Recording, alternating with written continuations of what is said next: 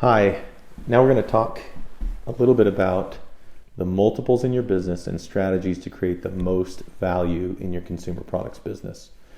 And how finance, at the end of that, I want to talk about how finance plays a role in that, finance and accounting.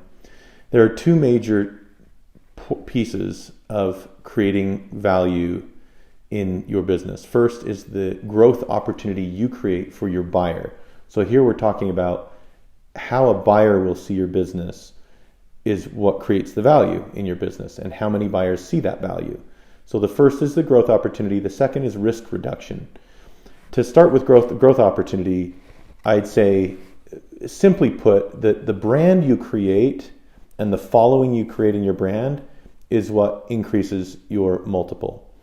A typical Amazon brand that is really not a brand or doesn't have a following will go for anywhere from 2 to 4 times your EBITDA. That's pretty typical.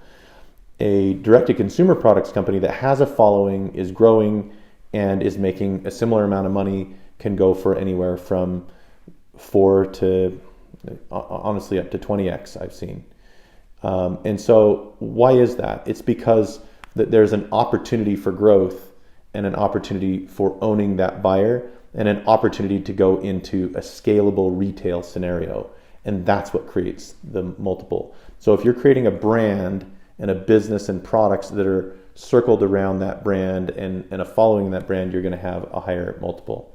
So that's the growth opportunity. A brand that can go into big retail is always going to get a higher multiple because you have strategics who want to take the small potato or the small guy and turn them in really big.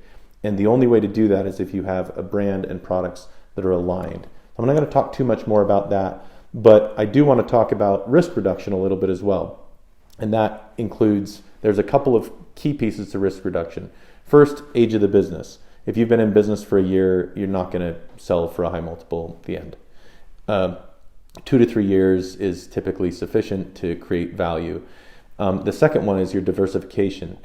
If you have a lot of, and I said that earlier, but if you have a lot of products, but one product is delivering 50 or 30+% of your value, you're not going to get north of a 4 or 5x multiple. And it really scales depending on that diversification of product. The other way to risk reduce is, frankly, to have finance. That's what I'm here for. That's what we do.